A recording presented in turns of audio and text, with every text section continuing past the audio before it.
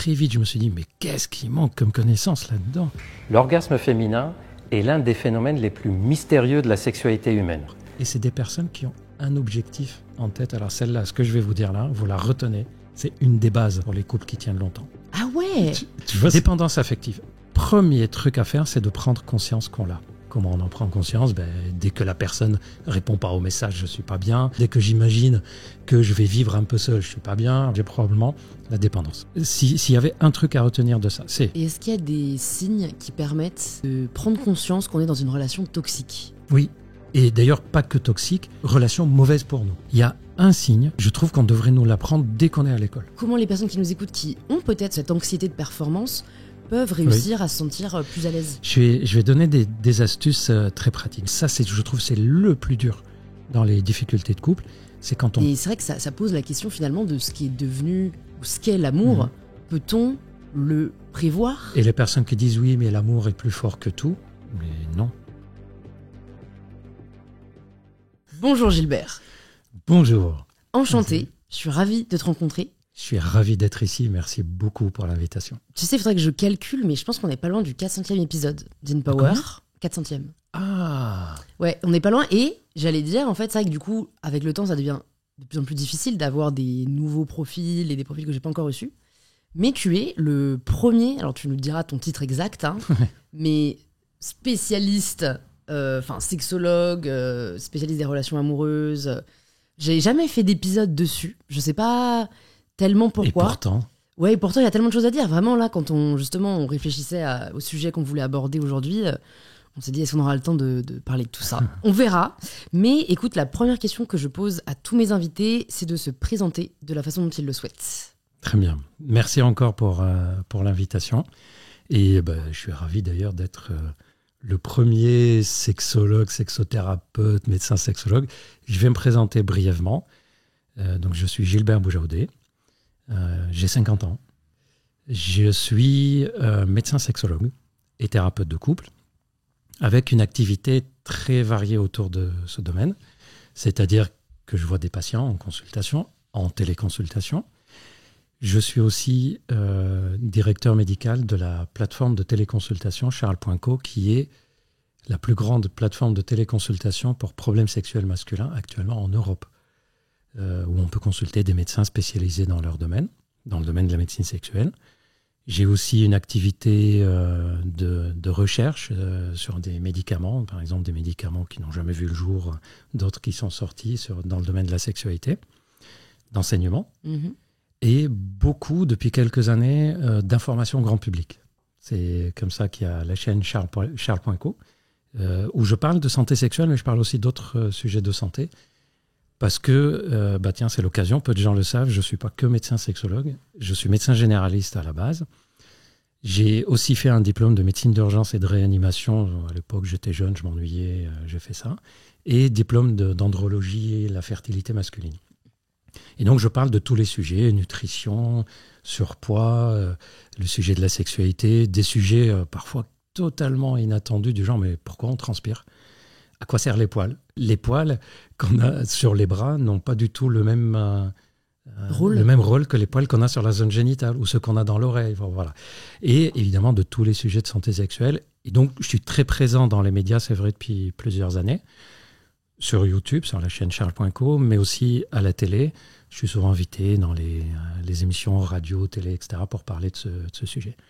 J'oublie beaucoup d'autres choses, mais ça fait déjà pas mal comme ça. Qu'est-ce qui fait que tu te sois spécialisé ou que l'on t'ait spécialisé dans le domaine de la sexualité ? Ça me rappelle une question que mes potes me posaient.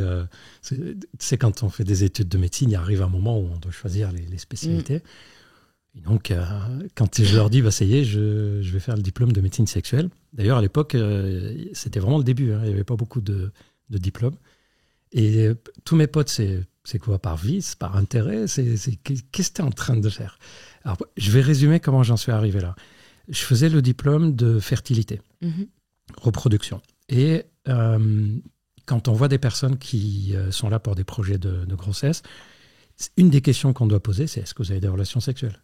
Contrairement à ce qu'on imagine, c'est pas si évident que ça. Il y a des personnes qui n'osent pas le dire, et donc ils viennent dire on n'arrive pas à avoir d'enfants. Et ils espèrent qu'on va leur poser la question est-ce que vous avez des relations sexuelles ? Par exemple, si la femme elle a un vaginisme, c'est-à-dire impossibilité à pénétrer. Le projet de grossesse, il est impossible. Si l'homme il a une difficulté à jouir ou une éjaculation tellement rapide qu'il n'a pas le temps de pénétrer, des problèmes d'érection. Et donc, on doit parler de ce sujet. Et en fait, c'est le professeur qui me chapeautait à l'époque. J'étais étudiant. Il me prend à part, il me dit « Écoute, Gilbert, tu es super à l'aise quand tu évoques le sujet. Et puis, les gens ont l'air d'être à l'aise avec toi quand tu parles de ce sujet. On n'a pas beaucoup de personnes qui sont spécialisées dans le domaine médecine sexuelle. C'est quelque chose qui va se développer dans les prochaines années. Est-ce que ça t'intéresse de continuer dedans ?» Et il a eu du feeling. Ouais. Parce qu'effectivement, j'ai à peine commencé que je me suis passionné, mais très vite, je me suis dit, mais qu'est-ce qui manque comme connaissance là-dedans ? Et puis après, en travaillant dessus, je me suis rendu compte que c'était un des domaines de la médecine où il y a le plus de jugement de valeur, de moralisation. On confond ce qui est socialement acceptable avec ce qui est normal. On confond ce qui est une habitude avec ce qui est une règle, etc. Bref, je me suis rendu compte qu'il y a énormément de choses à faire dedans. Ça m'a passionné direct et donc j'ai continué dans cette voie-là. C'est marrant parce qu'aujourd'hui, j'ai lu ou entendu à la radio récemment que, paradoxalement, je crois qu'on n'a jamais été autant exposé au sexe, aux images sexuelles, mais que on faisait de moins en moins l'amour. Oui, surtout chez les jeunes. Ouais, c'est ça, notre génération. Comment est-ce que tu l'expliques, ce paradoxe ? C'est un sujet, d'ailleurs j'ai fait une vidéo dessus, et c'est un sujet qui suscite beaucoup de réflexions. Et comme souvent, il y a rarement une seule explication. C'est souvent une accumulation de choses. Une des premières explications qui serait, d'ailleurs, si tu as lu les articles, je suis sûr qu'ils ont parlé des smartphones et des réseaux sociaux. Oui, et du porno notamment. Je pense qu'il y a beaucoup plus subtil que ça comme explication. Évidemment, le fait d'être tout le temps sur les réseaux et sur le téléphone, ça joue un rôle. Alors, je sais que beaucoup se disent, mais quel est le lien entre le fait que je regarde beaucoup mon smartphone et le fait qu'on fait moins souvent l'amour ? En fait, quand on est dans une relation, par exemple, de couple, là, je ne parle pas de date de temps en temps, je parle d'une relation de couple. Si le soir, on est ensemble ou dans la journée, dans l'après-midi, un week-end, en vacances, et qu'on est assis, imagine là, on est l'un à côté de l'autre et puis chacun regarde son téléphone. On ne crée pas de complicité. Or, cette étape de complicité est hyper importante pour passer à l'étape d'après, qui est celle du rapprochement de la sexualité. Et donc, beaucoup de personnes trouvent que c'est super difficile de passer de j'ai fini de regarder mon téléphone, on fait l'amour, quoi. Donc, c'est dans ce sens-là que ça joue. Mais il y a beaucoup plus de choses à dire dessus. Il y a l'anxiété. La nouvelle génération a un score d'anxiété qui est plus élevé en moyenne que l'ancienne. On ne sait pas si c'est lié au fait que, par exemple, dans le passé, on avait une voie toute tracée. Moi, je fais partie d'une génération où les gens faisaient un métier, on savait que ça allait être leur métier à vie. Leur vie, quoi. Ouais. De nos jours, non. Donc, ça, chez certaines personnes, ça donne une liberté. Chez d'autres, ça donne un stress. Je ne sais pas ce que je vais faire dans 2 ans. Je fais ce boulot, mais je ne sais pas ce que je vais faire dans 3 ans, etc. Les réseaux sociaux en tant que tels, ça te donne toujours cette impression qu'il y a mieux ailleurs. Et donc, tu peux te dire, en fait, ma relation, elle n'est pas si top que ça. Juste parce que tu as l'impression que les autres, c'est mieux. Ce qui est faux, hein. Je vous le dis, les personnes qui nous regardent, je vous assure. Il n'y a pas de miracle. Les gens que vous voyez super canons, joyeux et tout sur les réseaux sociaux sont aussi mes patients. Ouais. Donc, il ne faut pas se leurrer, c'est juste des apparences. Il y a aussi autre chose sur lequel je travaille beaucoup. Il y a aussi le fait que de nos jours, il y a plus de toxiques environnementaux, plastiques, perturbateurs endocriniens. Qu'est-ce que ça joue sur la sexualité ? Par exemple, je ne sais pas si tout le monde est au courant, le plastique, on commence à en retrouver dans le corps humain.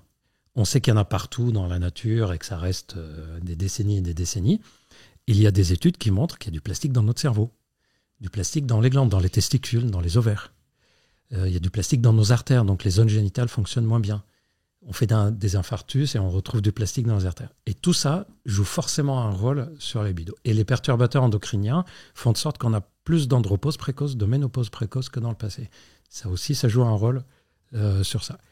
Et il y a aussi une dernière chose sur laquelle on travaille énormément à Charles.co, que ce soit le site de téléconsultation ou la chaîne YouTube, c'est que ce qu'on appelle l'anxiété de performance est beaucoup plus élevée dans la nouvelle génération que l'ancienne. L'anxiété de performance, c'est quoi ? C'est j'ai tellement peur de ne pas être à la hauteur que ça fout un peu la vie sexuelle en l'air, quoi. Pourquoi c'est plus fréquent de nos jours que dans le passé ?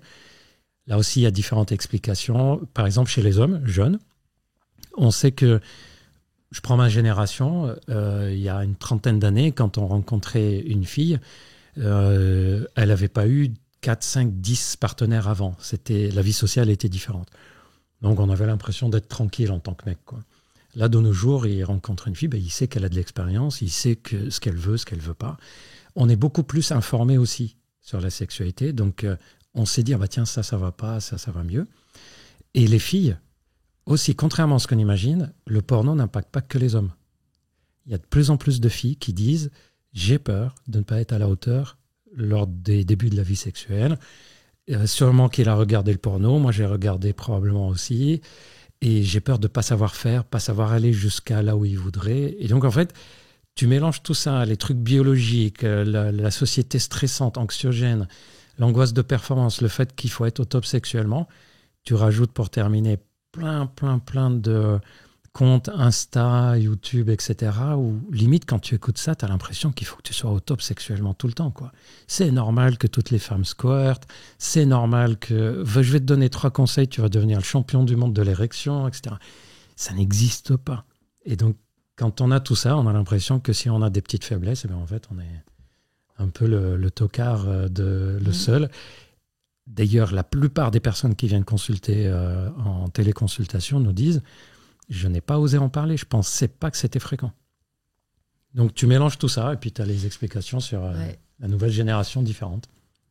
Quelles sont les solutions pour sortir de ce marasme sexuel, si on peut l'appeler comme ça, dans le sens où, en fait, par les explications que tu nous donnes, là où je vois quand même une difficulté, c'est que du coup, c'est un conditionnement dont il est difficile de se défaire. C'est-à-dire, c'est pas parce que tu dis à un de tes patients mec, t'as pas à stresser, non, ça va, c'est normal. C'est ça, en fait, ce que tu vois, c'est faux, c'est une mise en scène.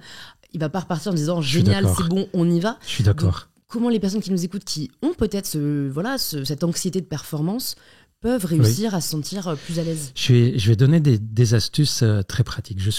D'ailleurs, je suis même content, pas seulement d'accord, que tu le dises, parce que je passe mon temps à dire à plein de collègues, il ne suffit pas de rassurer. Il ne faut pas oublier que quand une personne exprime le fait qu'il y a une difficulté, ça ne date pas d'hier. Souvent, c'est des mois et des mois. D'ailleurs, je ne sais pas si tu le sais. Tu sais, en moyenne, entre le moment où un problème sexuel apparaît et le moment où une personne consulte, je ne sais pas si tu sais quel est le délai moyen. Alors, je vais essayer de deviner. Parce que c'est sûr qu'il y a une forme de... on va dire... je ne sais pas si c'est de l'honneur, le terme, mais je pense qu'il y a des personnes qui ont du mal, notamment les hommes, à admettre cela. Donc, je dirais 8 à 12 mois. C'est plus que ça, c'est 2 ans et demi en moyenne. Ah ouais. C'est la moyenne. Ce qui veut dire qu'il y a des personnes qui consultent en disant ça fait 10 ans. Ouais. Parce que c'est difficile d'en parler, parce qu'on ne sait pas à qui en parler, parce qu'il suffit que ça aille mieux un jour ou deux, on dit bon, ça va aller. Ouais. Parce qu'on se dit allez, après les vacances, ou des personnes c'est tiens, je vais changer de partenaire, peut-être que c'est ça. Voilà. On bidouille quoi, avant de le faire. Donc ça, c'était juste pour rappeler que quand on arrive à demander de l'aide, c'est qu'on a un passif déjà. Et donc, c'est pas en disant non, t'inquiète, ça va, que ça va rassurer. Comment on fait? Premièrement, déjà, un peu de prévention. Tout ce que vous regardez, prenez l'habitude de le critiquer. En particulier, allez, je commence par le porno. Le porno, c'est un film. C'est un montage. D'ailleurs, sur notre chaîne, sur charles.co, il y a plusieurs vidéos que j'ai faites avec Céline Tran, qui était dans le domaine du porno et qui a expliqué des trucs qui se passent dans la vraie vie du porno. Un truc, par exemple, que peu de gens savent, c'est ils disent « Ouais, mais regarde, lui, il est endurant, ou elle aussi, elle est endurante. » Ben oui, mais ce que vous ne savez pas, c'est que l'acte s'est terminé probablement très rapidement, ou rapidement. Ils ont fait une petite pause, ils ont été mangés, ils se sont requinqués, ils sont revenus, puis ils ont fini un deuxième acte sexuel. Sauf qu'au montage, on a l'impression que la fin du premier, c'était la fin du deuxième. C'est comme ça. Les positions qu'ils font, c'est pas forcément eux qui choisissent. C'est aussi le réalisateur qui dit j'ai besoin de cette scène, j'ai besoin de ceci. Donc prenez l'habitude de dire c'est un film. C'est comme si vous regardez, je sais pas moi, un film avec des loups-garous, ben c'est un film. Vous n'allez pas dire putain j'aimerais bien être loup-garou quoi. Ou alors il faut aussi consulter. Voilà. Pas moi. Quelqu'un d'autre. Je pense que psychiatre c'est pas mal si vous voulez être loup-garou. Voilà. Quoique j'ai déjà eu des patients qui ont consulté en disant que ils ont des pannes sexuelles à chaque fois que c'est la pleine lune. Bah, s'ils essaient de trouver une forme de rationalisation. Ou voilà, on retrouve quand même des problèmes psychologiques derrière. Donc déjà, prendre l'habitude de critiquer en disant « Attention, ça, c'est pas la vérité ». Ensuite, quand vous regardez du contenu, et ça ne me dérange pas, beaucoup de personnes me disent « Mais qu'est-ce qu'on peut faire contre tous les contenus qu'il y a qui sont faux ?» Parfois pour vendre des méthodes miracles, parfois pour raconter des bêtises. Beaucoup de contenus, par exemple, sont faits par des non-professionnels qui se sont formés sur le tas et qui parlent de leur expérience. Sauf que leur expérience n'est pas une règle. Prenez l'habitude de diversifier le contenu. Ça, c'est un des trucs, par exemple, d'écouter des podcasts, ton podcast, de diversifier. Plus vous entendez des choses différentes sur le même sujet, plus vous allez vous faire de vous-même votre propre idée dessus. Et d'ailleurs, si je me suis lancé, c'est épuisant pour moi de faire les vidéos YouTube, les médias. Je le fais pourquoi ? Parce que je me dis que je ne peux pas demander aux gens de ne pas regarder les bêtises. Par contre, je peux mettre un contenu qui vient compenser ça en leur disant voilà aussi mon avis là-dessus. Autre chose à faire. Si le fait de prendre conscience que mince, j'avais des fausses idées, des fausses croyances, c'est quelque chose qui disparaît pas d'un coup. Donnez-vous le temps, semaine après semaine, de se dire ok, je vais un peu à la fois rééquilibrer ces idées que j'ai en tête. Et si je n'y arrive pas, en fait là j'ai besoin d'aide. C'est-à-dire, si par exemple ça faisait 2 ans que je pensais que ça c'était normal. Je prends un exemple concret de patients qui ont téléconsulté ou qui envoient des messages. Tous mes potes me disent qu'ils sont capables de le faire 4-5 fois sur une nuit. Moi, 1 fois, 2 éventuellement. Et persuadé que lui, il a un problème. Même si, en lui disant, mais tu sais, ça se trouve, tes potes mitonnent quand même. Un petit peu. Je ne sais pas si tu le confirmes, mais j'ai quand même l'impression que les filles, quand elles parlent entre elles, sont beaucoup plus objectives que quand les mecs parlent entre eux. C'est marrant parce que je pense que c'est pas là où on nous a appris à tirer notre valeur et notre fierté. Oui. Donc en fait, on n'a pas de raison de mentir, alors que comme la performance sexuelle est très liée à la virilité, plus chez les hommes, plus intérêt à raconter n'importe quoi. Et c'est d'ailleurs, allez, si mes potes écoutent le podcast, un bisou à tout le monde avant que je vous raconte. Quand j'ai fait mes études et qu'on a commencé à exercer, j'ai plusieurs amis qui sont soit dans le domaine de la médecine ou non. En fait, quand on se voyait entre potes, on était encore à moitié célibataire la plupart. Ça veut dire quoi, à moitié? C'est le serial monogame. Okay. Tu sors avec quelqu'un, puis quelques semaines après, ça s'arrête, tu sors avec quelqu'un d'autre. Je vois. Et donc, quand on se voyait entre nous, entre potes, alors, machin, puis chacun racontait ses aventures, tu vois, chacun était le meilleur. Sauf que moi, je savais que non, puisque en off, ils venaient me voir pour les aider pour des problèmes, mais je pouvais rien dire.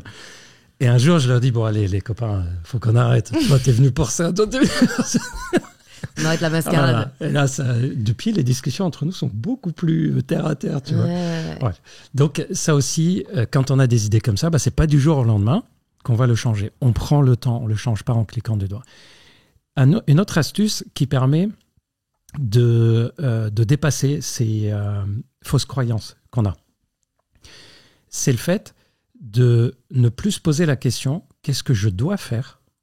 mais « qu'est-ce que j'ai envie de faire ?» Sexuellement, ça peut être difficile de commencer par ça. Mon conseil pour vous, c'est de commencer à le faire en dehors du sexe. Par exemple, vous avez 2 heures libres chez vous. Ne vous posez pas la question « qu'est-ce que je dois faire ?» Qu'est-ce que j'ai envie de faire ? Par exemple, vous devez aller manger quelque part. Ne vous posez pas la question « quel est le meilleur endroit ?» mais quel est l'endroit qui me fait le plus kiffer ? Habituez-vous à faire selon ce que votre instinct, votre élan naturel vous dit. Et ça sera très utile sexuellement, parce que sexuellement, du coup, on va s'habituer à ne pas faire comme on nous a dit qu'il faudrait faire, mais ça va être un peu plus naturel de faire comme on a envie. C'est marrant parce que dans les facteurs qui pourraient expliquer la baisse des relations sexuelles et de la libido, t'as pas mentionné la pilule.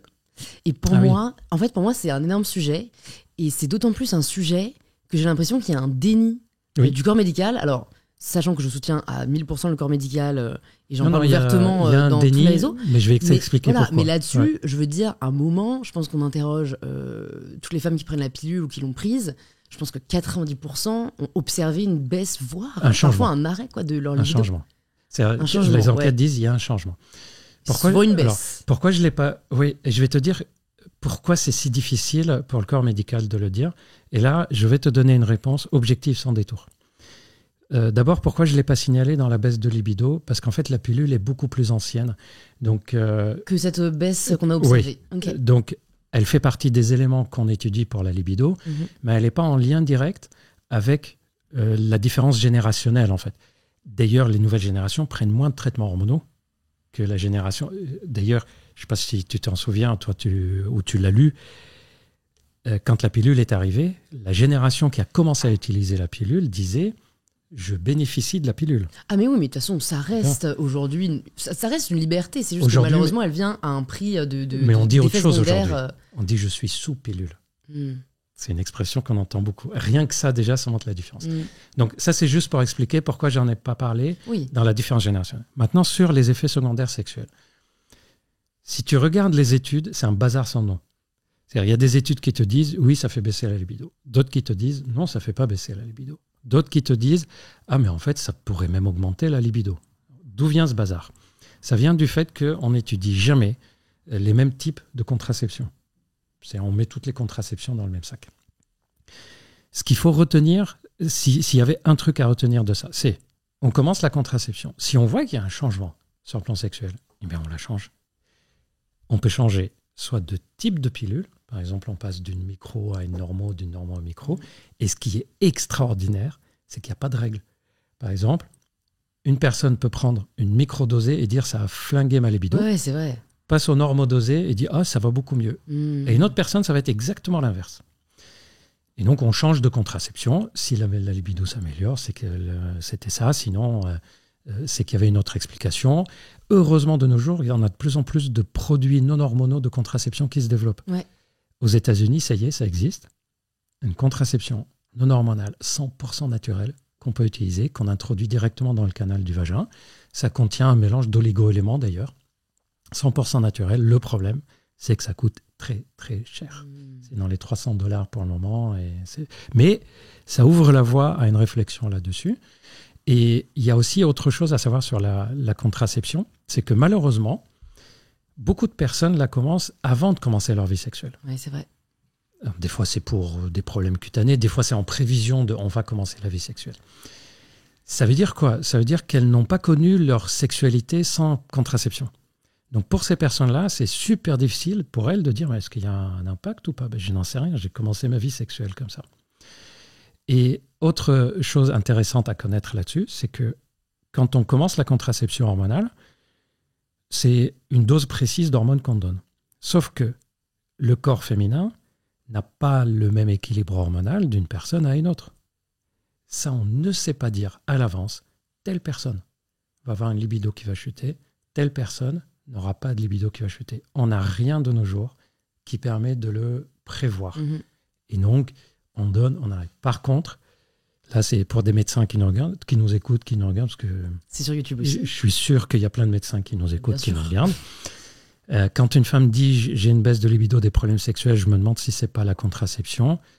Avant de dire « non, il faut chercher d'autres causes parce que c'est rare », non. Première chose à faire, la plus facile, on change de contraception. C'est embêtant pour le médecin parce que ça fait des changements de prescription, etc. Mais c'est la première chose à laquelle on doit penser. Ouais.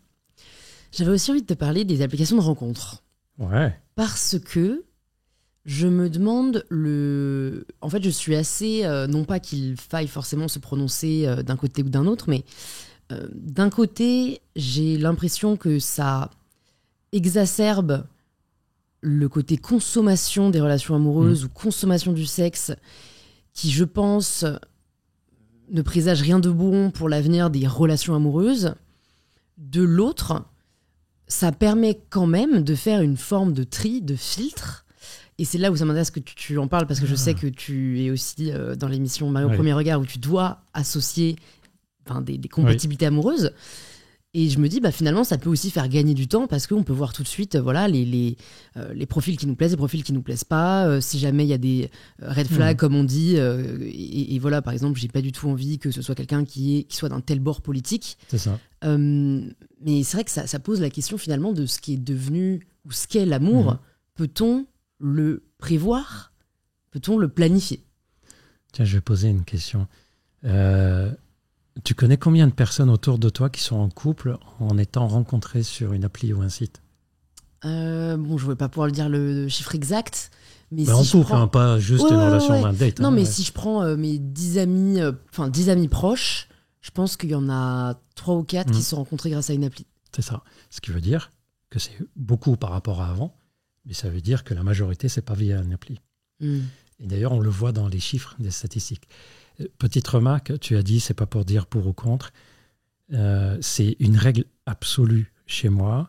Et dans mon travail, sur la chaîne YouTube, il n'y a jamais de jugement de valeur. C'est bien, pas bien. On n'est ni juge, ni complice. On n'encourage pas, on ne bride pas. On observe de façon objective, on essaie de faire que pour chaque personne, la réponse soit adaptée. Concernant les applis, ça donne quoi? Pour certaines personnes, c'est un super outil. Par exemple, quelqu'un qui n'a pas une vie sociale très développée, quelqu'un qui est isolé géographiquement, ou quelqu'un qui a une vie familiale qui l'empêche de sortir, de voir du monde, etc. Pour des personnes dans cette situation, ça peut être une bouffée d'air de pouvoir faire des rencontres via les applis. D'ailleurs, tout à l'heure, je te demandais combien sont en couple. Les statistiques qui ont été faites sur les applis, alors on s'en méfie toujours parce que c'est souvent les applis elles-mêmes qui font les statistiques. Il y a toujours une petite précaution en disant est-ce que c'est totalement objectif, mais ça donne au moins une idée. Si on demande à des personnes qui sont sur des sites et des applis de rencontres, est-ce que ça vous a permis de faire une rencontre? 90% disent oui. Quand on leur demande, est-ce que ça vous a permis de construire une relation de couple? Là, tout d'un coup, le chiffre il passe de 90 à 10-15%. Ce qui veut dire qu'effectivement, ça permet la rencontre, mais ça ne permet pas forcément le développement de la relation de couple. Et heureusement, parce que tu disais ça permet de sélectionner, mais sur un questionnaire. Ouais. Heureusement, l'être humain, il a un truc qu'on garde du monde animal. L'alchimie.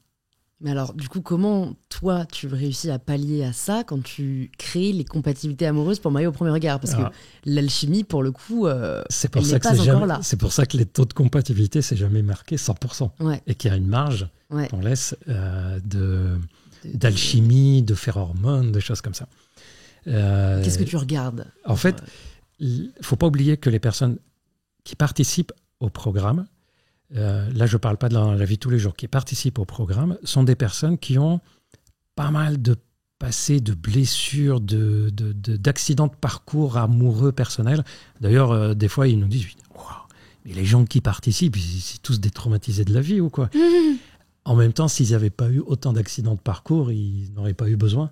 Est-ce que ce sont eux qui postulent ou est-ce qu'ils sont scoutés? La plupart postulent. D'ailleurs, il me semble que l'année dernière, il y a eu 20 000, 30 000 personnes qui ont postulé. Puis ensuite, il y a des sélections étape par étape qui se font. Et donc, c'est des personnes qui ont un bagage de vie psychologique assez lourd. Une des premières choses qu'on fait, c'est cette personne, si elle a fait autant d'erreurs dans sa vie, ça veut dire qu'il y a un mécanisme qui revient régulièrement. Et donc, c'est celui-ci qu'on va repérer et lui dire, OK, on va t'aider à faire un choix différent de ce que tu fais habituellement. Pour sortir de la zone de confort qui, elle, était une zone d'échec, finalement. Ouais. Ensuite, il y a beaucoup de questionnaires qui aident aussi à connaître les réactions un peu spontanées, instinctives. Par exemple, je te donne des secrets de questionnaires, pas forcément du programme, mais de questionnaires qu'on utilise en médecine sexuelle, en psychologie, etc. On va te faire remplir un questionnaire de 100 questions. Okay? Et on sait très bien qu'on n'analysera que les 20 dernières. Par exemple, c'est une des astuces, je ne dis pas qu'on fait ça tout le temps. Pourquoi que les 20 dernières? Parce qu'on sait qu'au début, tu es vigilante. Ouais, et tu essaies de donner une bonne image de toi-même. Et tu vas répondre, non, qu'est-ce qu'ils attendent que je réponde? Qu'est-ce qui est le mieux? Au bout de 50 questions, tu commences à dire, là, va vite, allez, j'enchaîne. Et là, tu commences à répondre comme ça vient. Et là, on sait, et d'ailleurs, beaucoup disent, c'est marrant, mais j'ai déjà répondu à ces questions. Oui, mais c'était tout à l'heure. Il y a des questionnaires qu'on va te donner après, d'autres avant. Et c'est comme ça qu'on arrive à dire, tiens, ça sort plutôt instinctivement, ça s'est réfléchi, etc. Et puis, j'avais apporté, moi, quelque chose dans ce pré-match, c'est le fait de voir s'ils sont compatibles sexuellement. Par exemple, tu prends deux personnes qui disent que sexuellement, elles adorent toutes les deux être plutôt suiveurs. Tu mets deux suiveurs ensemble sexuellement, ils vont se regarder un peu dans les yeux, il ne va pas se passer grand-chose. Ou deux personnes qui disent « moi, j'aime bien prendre la main, être très actif », tu sais que ça va fighter, quoi, à un moment. Donc, il faut qu'il y ait un petit équilibre. Ou tu prends quelqu'un qui est hyper à l'aise avec la nudité, qui adore qu'il y ait de la lumière et tout, il aime voir, et l'autre qui est plutôt dans la sensorialité. Ben, tu sais que ça pourrait poser problème, etc. Donc il y a tout ce travail-là qui est fait pour choisir, en sachant que c'est la compatibilité psychologique, personnelle. Il restera toujours, et heureusement, la compatibilité animale. Moi, j'appelle ça animal parce qu'en fait, ça vient du monde de ce qu'on appelle le cerveau reptilien. Pour les personnes qui veulent se rappeler ce que c'est le cerveau reptilien. Je leur invite à écouter l'épisode avec le docteur en neurosciences Sama Karapki et Albert Moukébert. Ah bah écoute, je ne savais pas qu'il y avait celui-là, ça tombe très bien. Je vous le résume. Cerveau reptilien, c'est, là on est en train de faire le podcast, tout d'un coup je pense à une tarte au citron, parce que j'adore les tartes au citron, et je me lève et je pars manger une tarte de citron. Mon cerveau reptilien m'a dit, va manger une tarte au citron. Mais mon cerveau, un peu plus cortiqué, il va me dire, attends, t'es en train de faire un podcast là, reste, tu mangeras ça plus tard. Ou je vois un truc qui m'intéresse, je le prends, mais c'est pas à toi, faut que tu laisses. Et ce cerveau reptilien, avec le temps, avec l'éducation, avec l'âge, on apprend à le modérer. À utiliser. Parfois on réfléchit, parfois on fait à l'instinct. D'ailleurs, malheureusement, parfois on le verrouille et on fait que réfléchir. Et d'ailleurs, c'est là où les couples commencent à ne pas fonctionner. Quand tu fais un choix de couple basé uniquement sur des critères, ce qui me convient, ce qui ne me convient pas, il y a des fortes chances que ça ne marche pas, puisque tu n'as pas utilisé ton côté instinctif. Et en général, ça donne quoi ? Ça donne des couples qui fonctionnent bien au début, et ensuite, il n'y a plus de sexualité. L'explication, c'est quoi ? Souvent, les gens disent c'est la routine. Mm-hmm. Regardez bien et vous verrez que ce n'est pas la routine. Si tu te mets en couple avec quelqu'un et qu'au début, ce qui t'a intéressé dans cette personne, c'est le fait que tu es attiré par cette personne. Limite, tu ne sais même pas dire pourquoi. Tu sens que tu es attiré. Tu trouves qu'il y a une admiration pour la personne, une attractivité intellectuelle, physique, que quand tu es avec, tu es juste bien. Puis ensuite, un peu à la fois, ça devient une relation. Versus... tu rencontres une personne, il n'y a pas cet élan, il n'y a pas cette admiration, il n'y a pas cet instinct qui te dit « ouais, j'ai envie d'être dans ses bras, tout ça, j'ai envie d'embrasser, toucher ». Par contre, un peu à la fois, tu te dis « mais c'est quelqu'un de bien, et c'est intéressant, c'est enrichissant avec lui. Et en plus, nos familles se ressemblent, et on a les mêmes centres d'intérêt. » Puis un peu à la fois, tu te dis « mais ça serait cool d'être en couple ensemble ». Bon, au début, ça va fonctionner, puis un peu à la fois, on va se rendre compte que oui, ok, tu as choisi selon ton raisonnement, mais il manque un truc. Dès le départ, tu n'avais pas cet élan vers cette personne. Donc, c'est logique que 6 mois, 1 an plus tard, que tu sentes que ta libido a diminué. Et quand on regarde la différence avec le monde animal, c'est exactement l'inverse. Les animaux, jamais ils choisissent en disant « hey, il est intéressant, lui. Sa famille, c'est une bonne famille, donc je vais m'accoupler avec. » Pas du tout. C'est le poil est joli, l'odeur est intéressante, les phéromones, ça sort de partout. Elle a relevé la croupe, le canard relève le croupe pour montrer qu'il est dispo, les chiens, bref. Hop, on s'accouple. Il n'y a jamais de choix basé sur le fait de raisonner. Mais donc là, ce que tu es en train de sous-entendre, c'est que l'amour est subi plutôt que choisi. Quelquefois. D'ailleurs, je fais la différence entre aimer et être amoureuse ou amoureux. Quelle est cette différence ? Pour moi, on peut aimer quelqu'un pour des raisons totalement réfléchies. On peut trouver que c'est quelqu'un de bien, on peut trouver qu'on est attaché à cette personne. Aimer quelqu'un, c'est s'il lui arrive quelque chose, je ne suis pas bien, j'ai envie de l'aider. J'ai envie que ça soit bien pour lui, pour elle aussi. Voilà, on aime la personne. Être amoureux, amoureuse, c'est un peu plus profond. C'est, comme diraient les Américains, c'est sous la peau, ou en la française, dans les tripes. C'est limite, il m'énerve, mais non, je suis attaché avec. C'est quelque chose. Je fais la différence entre les deux. C'est pas forcément, il y en a pas un qui est mieux que l'autre. D'ailleurs, il y a eu une classification à un moment des couples. Réalisée par qui ? C'est une équipe de chercheurs. Il y a 15 classifications du couple. Mais il y en a une que je trouve assez rigolote, intéressante, parce qu'elle est applicable sur beaucoup de choses, qui a été faite par un groupe de psychologues américains, comportementalistes. Et ils ont classé les couples et ils ont dit, tiens, il y a le couple passionnel. Passionnel, mais aussi conflictuel. C'est typiquement le couple, on en a tous, on a autour de nous, qui passent leur temps à s'engueuler, à se remettre ensemble. Je dis, putain, mais quand est-ce qu'ils vont se séparer pour de bon, là, ils nous saoulent, quoi. Et puis, ils pleurent, ça va pas, puis 2 semaines après, ils reviennent. Vous êtes de nouveau ensemble. Ah ouais, c'est l'amour fou et tout. Voilà. C'est très passionnel. Les montagnes russes. Tu as à l'inverse les couples très raisonnables, cartésiens. Ils sont ensemble, comme on dit, ils ont réfléchi. Ben, figure-toi que les couples cartésiens peuvent parfois tenir plus longtemps que les couples passionnels. Pourquoi ? Parce qu'il n'y a pas ce côté conflictuel et parce que un peu à la fois, ils apprennent à se connaître, etc. Bon, dans la classification, il y avait le couple mélodrame. Le couple mélodrame, c'est, je ne sais pas si vous en connaissez autour de vous, c'est des personnes qui, dès le début de leur relation, il s'est passé un truc. 2 semaines après le début de la relation, il y a la mère de l'un qui est décédée. Ah, c'est marrant, c'est arrivé à une amie, ouais. Quelques semaines plus tard ou 1 an plus tard, ils ont eu des problèmes d'argent. Il y en a un des deux qui a été licencié, etc. Et on a l'impression qu'ils passent leur temps à gérer des drames, en fait. Et c'est typiquement le genre de couple où quand on les voit, on se dit oh, qu'est-ce qu'ils vont encore nous raconter, en fait, qu'est-ce qui leur est arrivé. Ensuite, tu as les couples extériorisés.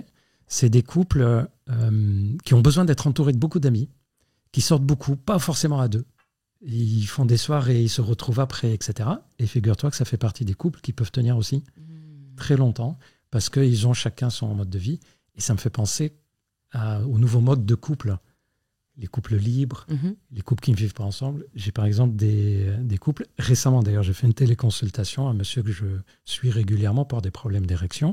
Et en même temps, on parle un peu de sa situation de couple. Et ces problèmes d'érection sont apparus au moment où ça n'allait plus du tout dans son couple, des tensions sur tensions, disputes sur disputes, au point que finalement il décide de divorcer. Et c'est à ce moment-là que je l'avais vu. Il était en état limite de déprime, ce qui expliquait ses problèmes d'érection. D'ailleurs, il fumait aussi du tabac, donc ça a été le moment de se retaper, de reprendre soin de lui. Et pour des raisons purement pratiques, il se trouve qu'il ne pouvait pas trop se séparer. Financièrement, ils ne pouvaient pas et ils vivent dans un immeuble. L'appartement qui est sur le même palier était libre. C'est une personne qu'ils connaissent et le gars, il dit à sa femme, écoute, je vais aller vivre dans cet appartement le temps qu'on trouve quelque chose d'autre. En vivant dans cet appartement, en fait, forcément, ils se croisaient, t'as besoin de ça, t'as besoin de ça. Et un peu à la fois, ils se sont rendus compte qu'en fait, mais c'est génial comme ça. Ils n'ont pas divorcé, ils sont toujours mariés et ils vivent dans 2 appartements séparés sur le même palier. Ce qui veut dire que c'est des gens qui ont réussi à faire de sorte que le couple rentre dans leur schéma psychologique et non pas eux qui se tortillent pour rentrer dans une sorte de case précise que le couple. Mais ce qui pose la question de savoir quand est-ce qu'une relation doit prendre fin. Parce que d'aucuns pourraient argumenter, était-il nécessaire qu'ils se remettent ensemble si jamais ils se disputaient tout le temps ? Donc quand est-ce qu'on peut savoir finalement que là, l'amour ne suffit plus? Ah oui. Il y a quelque chose, il y a beaucoup de questionnaires, d'enquêtes qui sont faites là-dessus. Dans mon expérience, je me rends compte qu'il y a 2-3 détails qui ne trompent pas parce que justement, ils font appel à l'instinctif. L'instinctif ne trompe jamais. C'est notre interprétation de ça qui se trompe. D'ailleurs, toutes les personnes qui nous regardent, qui nous écoutent, je suis sûr que vous avez déjà eu des dizaines de fois des situations où vous deviez prendre une décision. Vous avez eu un premier élan en disant « je vais faire ça », puis après « oula, attends, réfléchis ». Puis vous prenez une décision différente. Et puis un peu plus tard, vous vous rendez compte que la première était bonne. Ça nous arrive tous. La première était instinctive, la deuxième était réfléchie. Or, on nous apprend dès l'école à pas trop écouter notre instinct. Réfléchis, prends ton temps, ne fais pas comme tu as envie, fais ce qu'il faut. Donc, voilà, on a une éducation qui parfois peut déséquilibrer ça. Et donc, quand on commence à dire « ah oui, mais c'est parce que elle ne fait plus ça ou il ne fait plus ça, ça marche pas ». Je trouve que les trucs qui marchent le mieux, c'est quand on se pose des questions sur purement une réaction instinctive. Exemple. Tu ne l'as pas vu pendant 4-5 jours. Est-ce qu'il t'a manqué ? Pas est-ce que tu as pensé à lui. Est-ce que tu as senti que la personne te manquait ? Et plus important encore, après ces 4-5 jours, tu savais que vous alliez vous revoir. Est-ce que tu étais contente, neutre, limite stressée ? Ça trompe pas. Ça, c'est des trucs que tu ne peux pas inventer. Tu les ressens, c'est dans les tripes, comme je dis, ou dans l'instinct. Tu as aussi d'autres situations où, alors ça, je trouve, c'est le plus dur dans les difficultés de couple, c'est quand on prend conscience qu'on n'est plus amoureux, mais qu'on s'aime encore. Ça, c'est super difficile. On sait qu'il n'y a plus la flamme. On sait qu'il y a quelque chose qui a cassé, mais on est pour autant assez attaché à l'autre. C'est très, très difficile à vivre. C'est typiquement les couples qui ont leur vie sexuelle qui s'éteint un peu à la fois et qui pour autant ne veulent pas forcément se séparer. En tout cas, je défie quiconque de dire un critère fiable qui dit là, c'est terminé. Surtout que On peut très bien sentir, penser quelque chose dans une période, et exactement l'inverse dans une autre période en fonction du reste.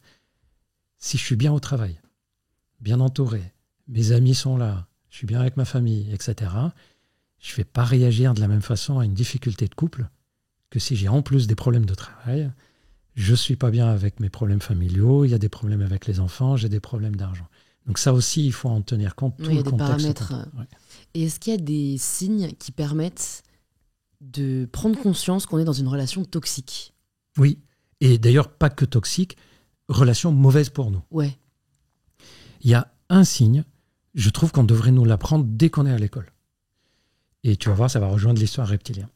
C'est, est-ce qu'il y a quelque chose qui me dérange, qui me rend mal à l'aise, mais que je suis incapable de dire pourquoi? Ben, c'est un signe. Si à chaque fois que tu vois une personne, tu dis j'étais pas bien après, ou je sais pas, il y a un truc qui me dérange. Ça arrive 1 fois, 2 fois, 3 fois, 4 fois. Il n'y a même pas besoin de savoir pourquoi. Si ça se trouve, cette même personne qui rencontre quelqu'un d'autre que toi, ben en fait, ça se passerait très bien. Mais toi, avec cette personne, il y a un truc qui ne va pas. Ben, ça, apprenez à l'écouter. J'ai vu beaucoup trop de personnes qui commencent une relation. C'est souvent des personnes qui manquent de confiance en elles-mêmes, qui ressentent qu'elles ne sont pas très à l'aise. Sauf qu'au lieu de se dire « Oh là, attention, il y a un truc en moi qui est en train de m'alerter en me disant « Il y a un truc qui ne va pas, tu n'es pas très à l'aise », elles se disent quoi? Ah, c'est moi, je me fais peut-être des idées. Regarde, tout le monde me dit que c'est quelqu'un de bien. Tout le monde me dit qu'avec elle, je serai épanoui ou avec lui, je vais être épanoui. Et donc, on va écouter ce que les autres nous disent ou ce que notre cerveau nous dit. Et quelques années plus tard, quand là, elle prend conscience que non, c'est toxique, elle dit, mais en fait, je pense que je le savais. C'est rare qu'une personne tombe des nues quand on lui dit, en fait, c'était une relation toxique. En général, je pense que je le savais, mais soit je ne me faisais pas confiance, soit il y avait une sorte d'attachement qui faisait que je n'arrivais pas à me dire je vais quitter, un peu comme une drogue. Je ne sais pas si tu sais, mais on peut être drogué d'une relation. Exactement. C'est la dépendance affective un peu. Exactement. Et j'ai l'impression que c'est aussi de plus en plus fréquent. Alors c'est peut-être parce qu'on a mis un mot dessus, mais... Alors c'est vrai que dans le passé, par exemple, il y a 30-40 ans, il n'y avait même pas à se poser la question de la dépendance affective. Il n'y avait pas un taux de séparation aussi élevé. Oui, et puis il y avait la dépendance tout court, vu que les femmes étaient dépendantes financièrement, socialement, il y avait tout.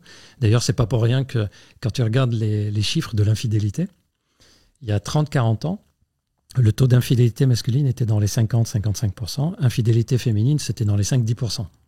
Aujourd'hui, tu sais combien il est? Eh ben, écoute, je suis ravie qu'on en parle parce que je me souviens avoir eu un débat avec un mec une fois qui était persuadé que les femmes trompaient autant que les hommes. Et moi, j'étais quand même assez convaincue que les hommes trompaient quand même plus. Donc, je dirais peut-être 35-40% des hommes et 25% des femmes. La différence, elle est bonne, mais le chiffre est plus. Okay. C'est 45% des hommes, 37% des femmes. Okay. Et il y a un pays, c'est le seul pays occidental, où l'infidélité féminine est 1% au-dessus de l'infidélité masculine. Est-ce que tu sais lequel? C'est un pays européen, tu Européen. Pour moi, c'est un... C'est inattendu. Moi, quand je l'ai appris, j'ai dit... C'est pas un pays nordique, parce que comme ils sont très progressistes, je me suis dit peut-être qu'ils sont même en parité sur l'infidélité, tu vois. Je sais pas, je dirais l'Italie. La Grande-Bretagne. Ah ouais. Tu vois, c'est totalement... j'aurais pas pensé. Ouais. Moi aussi, quand j'ai vu le chiffre, j'ai vérifié 2 fois. J'ai dit, la Grande-Bretagne. Donc, pourquoi? J'en sais rien. Il y a probablement socialement un mouvement qui est différent ou quelque chose comme ça. C'était quoi la question? C'était même toi. Parce que je parle tellement que tu vas oublier tes questions. Non, mais alors, on était parti sur la dépendance affective. Oui, elle est beaucoup plus présente de nos jours. Je serais intéressée, là aussi, si tu as des conseils peut-être pour les femmes, aussi hommes potentiellement, qui nous écoutent et qui, tu vois, c'est presque plus fort qu'eux, quoi. Ils aimeraient ne plus être dépendants affectifs, mais ils le sont encore. Et tu as raison de dire peut-être homme, c'est pas peut-être, c'est sûr. Par contre, on en parle peu chez les hommes. D'ailleurs, je sais pas si tu as remarqué, on a tendance à... Je vais répondre à la question. Ouais, t'inquiète, c'est bon, je l'ai en tête. Bon, je pars un peu on a le droit de divaguer, c'est mon podcast. Tu m'as dit tu peux parler comme tu veux, t'aurais pas dû. C'est pas grave. Si t'as faim, j'ai pas de tarte au citron, mais j'ai des céréales. C'est beau aussi. Ouais, j'aurais mes chocs à pic. Ouais. Tu voulais Ouais, divaguer. c'était ça. Je t'ai coupé dans ta divagation. On parlait des dépendance affective, tu me disais les hommes Ah oui, aussi peuvent... t'as remarqué comment on classe certains problèmes psychologiques ou de fonctionnement en fonction comme étant du genre. typiquement féminin ou masculin. Je vous invite à ne jamais, j'ai dit jamais, Ouais, je crois. jamais le faire. C'est chaque personnalité. En fait, c'est dès qu'on classe en fonction du genre, on est sûr qu'on va faire des erreurs. Exemple, on utilise très peu le terme de perverse narcissique. C'est vrai. On l'utilise beaucoup pour les hommes. Et du coup, on va passer à côté de perverse narcissique. On n'utilise pas le terme de dépendant affectif pour les hommes. On l'utilise. Dès qu'on dit, de toute façon, tu dis dépendant affectif, on pense femme. Ouais, c'est vrai. Mais les mecs qui ont dépendance affective, ils vont dire quoi? Ils vont dire, maman, en fait, je suis pas normal. C'est C'est pas sûr, vrai que ça mais arrive. je nuancerais en partageant le fait qu'on doit quand même regarder les chiffres, parce que sinon on va tomber un peu dans un not all men. Tu vois, si 98% des dépendants affectifs sont des femmes, je vois pas pourquoi on dirait pas dépendante. Tu vois, si les hommes représentent une minorité, ça ne C'est nie pas pas... 98%. Voilà, j'en sais rien, mais par exemple pour les violences sexistes et sexuelles, sachant Oui. que c'est 90% de femmes visées, il y a toujours un homme pour dire oui, mais certains hommes se font aussi battre. Alors oui, c'est absolument tragique. Le fait est que 98% des victimes sont des Écoute, femmes, donc appelons un On chat a un fait chat. Je suis d'accord. Par contre, je parle pas de ce qu'on en dit dans les médias, etc. Je parle en tant que professionnel. Moi, si je considère que telle problématique est typique de femmes ou d'hommes, d'un point de vue médical, objectif, c'est une erreur. Oui, c'est vrai. Je dois faire le truc. Et il y a 2 erreurs majeures dans l'histoire de la médecine qui ont été basées sur une orientation sexuelle sur un genre, L'hystérie. l'hystérie. Juste pour rappel, je ne sais pas si tu as déjà fait un podcast dessus. Non, pas encore. Juste Je retenais pour- plus là. Tu peux nous rappeler ce que ça veut dire le mot hystère? Tu vas le faire colère, non Voilà. Non, c'est utérus. Utérus. Bon, Voilà. ok. Une femme qui se fait opérer de l'utérus, on appelle ça l'hystérectomie. D'accord. Tu fais un examen pour voir si ton utérus est normal, ça s'appelle hystéroscopie. Donc hystérie, littéralement, ça veut dire maladie de l'utérus. Or, on a associé ça. Pourquoi? Parce que comme à l'époque, on disait « Oh, c'est les femmes qui partent à bout, là, elles crient, elles sont hystériques, etc. Tu m'étonnes, les hommes n'avaient pas le droit. Le mec n'avait pas le droit de pleurer, un mec ne se plaint pas, etc. Et donc, il y avait les femmes, qui étaient d'ailleurs trop bridées, elles avaient à un moment... donc, on appelait ça hystérie. Et pendant longtemps, on a considéré que ce trouble psychologique n'existait pas chez les hommes, puisque c'est lié à l'utérus. Et juste pour les personnes qui nous regardent, qui nous écoutent, quand vous dites des expressions de type « une foule hystérique », vous êtes en train de dire une foule qui a chopé un utérus. Tu peux pas faire plus pourri comme diagnostic médical. Quand tu dis réaction hystérique, ça veut dire que je suis en train de réagir avec un utérus. Ça veut rien dire. Donc, d'ailleurs, je me bats pour qu'on n'utilise plus jamais ce mot-là, qu'on trouve un autre. Donc ça, c'est une première erreur médicale. Une deuxième, c'est quand le VIH est arrivé. Les personnes qui se souviennent, au début, tu sais comment on appelait la maladie avant de l'appeler VIH? Le sida? Non, avant qu'on Ah, découvre. On l'appelait la maladie du 4H. Ah non, je savais pas. Parce que ça concernait les héroïnomanes, haïtiens, hémophiles et homosexuels. On l'a appelé la maladie des 4H. Ensuite, il y avait à l'époque du sida, heureusement de nos jours les traitements permettent de ne pas arriver, on attrapait des cancers de la peau, qu'on appelle cancer de Kaposi. Sauf que pendant longtemps, dans les manuels de médecine, ça s'appelait le cancer gay. Puisque on le constatait beaucoup chez des gays. Donc oui, je suis d'accord pour dire que le VIH concernait beaucoup les gays. On a tellement dit pendant longtemps que le VIH, les IST concernaient surtout les gays, que les hétéros pensaient que ça ne les concernait pas et ils ne mettaient pas le préservatif. Voilà. C'est pour ça que je me permets toujours de rappeler, même s'il y a 1%. Et dernier exemple, on a tellement dit que la sexualité masculine, elle est impulsive. Ouais. Ça y est, il voit un bout de sein, il est C'est excité. des pulsions. Voilà, il voit une nana déshabillée, il est excité. Et que la sexualité plus romantique, etc., était féminine. Je ne suis pas le seul, on l'a tous entendu. Qu'il y a beaucoup d'hommes qui consultent pour problème d'érection, de libido. Et quand tu parles avec eux, tu te rends compte qu'en fait, ils n'ont pas de problème. Ils ont juste une sexualité de type complice. Mais moi, c'est quand on passe un bon moment, un câlin, etc., là, j'ai envie. Mais elle est habituée que ses ex, ils lui sautaient dessus en sortant du bain ou en allant se coucher. Et donc, elle me l'a dit, et donc je pense que j'ai un problème. Tu vois, c'est pour ça que j'insiste sur le fait de toujours donner l'information complète, objective. La question était, on a parlé du VIH et de l'hystérie, alors que la question, c'était la dépendance affective. Mais tant mieux. Voilà. Plus on apprend, mieux on se porte. C'est ça. Eh ben, vous n'avez pas fini. Des tips pour la dépendance affective. Ouais. Tiens, c'est marrant, j'allais dire défense affective. Défense ? Ouais, c'est marrant, j'ai failli faire c'est le peut-être une lapsus. forme de défense, d'ailleurs. Hein. Dépendance affective. Premier truc à faire, c'est de prendre conscience qu'on l'a. On ne peut pas changer un truc sans savoir qu'on l'a. Comment on en prend conscience ? Dès que la personne ne répond pas au message, je ne suis pas bien. Dès que la personne est un peu lointaine, je ne suis pas bien. Dès que j'imagine que je vais vivre un peu seul, je ne suis pas bien. Alors, ok, bon, voilà, je ne suis pas fait pour ça. Je ne suis pas fait pour ça, donc j'ai probablement la dépendance. La question qu'il faut se poser, et tu vas voir, c'est un peu à rebours de tout ce qu'on raconte. En général, quand une personne a une dépendance affective, son entourage essaye de lui donner tous les arguments pour qu'elle quitte la personne, par exemple, ou pour ne plus être comme ça. Je vous conseille, moi, de vous poser la question, qu'est-ce que ça m'apporte ? Au moins, profitez de ça. Ça vous apporte quoi ? Je suis apaisé quand il est là, ou quand elle est là. Au moins, quand il est là, elle est là, profitez. Rechargez-vous en hormones de bien-être, en sérotonine, en dopamine. C'est ce qui va vous permettre de mieux résister à quand il n'est pas là. Par contre, si quand vous êtes ensemble, vous êtes en train de penser à demain, où il ne sera pas là, en fait, vous n'avez absolument pas profité de ce moment-là et donc vous n'avez pas les résistances nécessaires pour affronter la dépendance affective. Donc, première chose, profitez de ça. Deuxième chose, le dire à la personne en face.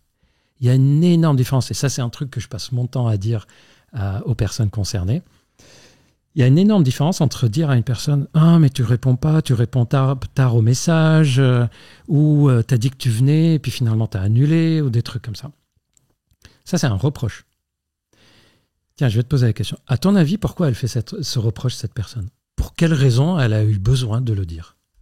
Parce qu'elle souffre de la dépendance affective. Elle souffre de manque de la personne. Et en fait, j'imagine que la meilleure option, c'est de faire de la communication non violente en disant « je ressens ça » et non pas « tu fais ça ». Mais tu peux aller encore plus loin. Okay. Et tu me manques. Quand tu dis à quelqu'un « tu me manques, je suis bien quand t'es là », il a plus envie quand même d'être là que quand t'es pas là, c'est chiant. Ouais. Mais je suis obligée d'amener sur la table le sujet du « suis-moi, je te fuis, suis-moi, je te suis oui. » qui, tu vois, quand même, je pense qu'on est beaucoup à avoir observé, donc évidemment que ce n'est absolument pas scientifique, mais... Que ça marche. Tu vois, non mais voilà, moi je me dis, si mon mec m'envoyait tous les jours tu me manques, je suis bien quand t'es là, tu me manques, je suis bien quand t'es là, à la fin je serais un peu là genre, ouf, oui. Il pèse sur mes côtes quand même. Quelle question, pourquoi ? Pourtant c'est positif. Comment est-ce que tu saurais expliquer pourquoi ? Parce que je pense que ça prendrait trop de place dans ma vie. Je vais te dire la raison profonde. Okay. C'est que ça va te donner la sensation que tu ne pourras pas le combler. Et que c'est ce qu'il a besoin et au-dessus de ce que toi tu peux donner.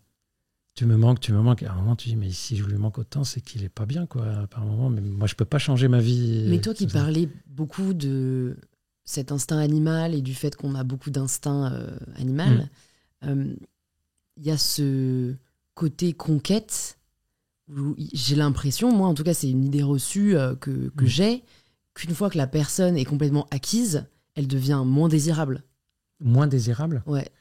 Et tu as l'inverse, c'est-à-dire à partir du moment... Tu as plein de couples qui disent notre vie sexuelle a été l'idéal 10 ans après notre rencontre parce qu'ils ont appris à se connaître. En fait, on revient à la même idée, c'est qu'est-ce qui a fait que ce couple a commencé ? Le choix du couple influence énormément la suite. Exemple, est-ce que je suis sorti avec cette personne parce que moi je venais d'être largué, j'étais mal. Et cette personne était... Je me suis dit, mais elle est super cool, gentille. Avec elle, je ne vais pas souffrir. Je vais sortir avec elle. Sauf que je ne suis pas sorti avec elle parce que j'avais un élan. Donc, il est évident qu'après, au bout de quelques mois, une fois que je vais mieux, si je sors avec cette personne parce que je vais mal, le jour où j'irai mieux, c'est comme si la raison de départ n'existait plus. Ça peut jouer. Tu prends un autre exemple, c'est je veux sortir avec cette personne juste parce que je suis attiré physiquement. Il n'y a rien d'autre qui m'intéresse. Il y a un moment où tu vas commencer aussi à te lasser de ça. Donc, tu vois, je trouve qu'on parle très peu du choix initiale du couple, on parle toujours des conséquences. Je te donne un autre exemple qui peut jouer sur le fait que ça diminue. Alors ça, c'est hyper fréquent. C'est des hommes qui disent, mais en fait, à chaque fois que je suis dans un couple, au début, c'est génial, puis un peu à la fois, c'est moi. Je me lasse, et j'ai aucune raison pour me lasser, mais je me lasse. Je suis sûr qu'on en connaît tous, qui font le yo-yo comme ça. Quand tu parles avec eux, tu te rends compte qu'ils sont comme ça, en fait, pour tout. Ils vont s'acheter des habits qu'ils trouvent super beaux, et ils les mettent 3-4 fois, puis après, ça ne leur parle plus. C'est comme si leur capacité de dopamine mentale était limitée, puis hop, ça s'effondre. C'est typiquement des personnes qui sont ni dans le bien-être, ni dans le mal-être. Ils sont entre deux, et donc de temps en temps, hop, ils ont une poussée comme ça, passionnelle, et puis ça redescend. Et donc là, ce n'est pas le problème du couple qu'il faut soigner, c'est leur fonctionnement global. Et tu as des personnes... Alors juste, comment ils font, ces personnes? Enfin, parce que je pense à une amie qui est vachement comme ça. Pardon, je pensais que tu rigolais, c'est vraiment pas pour moi. C'est vraiment pour mon amie que je ne citerai parce pas. Que quand pour un sexologue, on dit c'est pour un copain... Ah bah oui, c'est ça. Non mais on rigolait de ça en plus tout à l'heure. Moi, je parlerai de moi après, j'aurais pas honte, je parlerai en mon nom. Mais là, je parle pour ma chère amie, qui n'est pas moi, qui a été très souvent en couple et qui se lasse toujours au bout d'un moment. Et en fait, même moi... je me dis, mais merde, mais quand est-ce que. Si elle est comme ça en dehors, c'est un travail complet. Non. Oh, okay. Ça se soigne, mais ça se soigne en travaillant sur le fonctionnement global, pas sur le fonctionnement du couple, puisqu'elle est comme ça surtout. Ouais. Si elle est comme ça que sur le couple, et que pour le reste, elle peut très bien être en extase, être super bien, ne pas se lasser des choses. Dans les amitiés, elle est hyper loyale, ça fait 10 ans qu'on est amis. Donc... Et il y a d'autres personnes qui sont... c'est un diagnostic... j'y croyais pas trop au début, puis plus le temps passe, plus j'y crois. Ce que j'appelle les passion addicts. Addicts à la passion. Et ils ont une dépendance de cette phase. Et c'est des personnes à qui... le travail pour les aider, c'est de leur apprendre ce qui va être bien quand on n'est pas dans cette phase passionnelle. C'est comme s'il n'y avait que dans cette phase-là qu'ils peuvent être bien. Et la vie de couple en elle-même, en fait, ils n'ont pas les repères pour le travailler. Exemple, c'est parfaitement normal, et là je pèse mes mots, c'est parfaitement normal que la passion passe. Vous imaginez si ça passe pas? Le bordel que ça serait. Quand on dit passion, on dit que toute la nuit, je dors pas parce que j'ai qu'une envie, c'est de parler, toucher l'autre.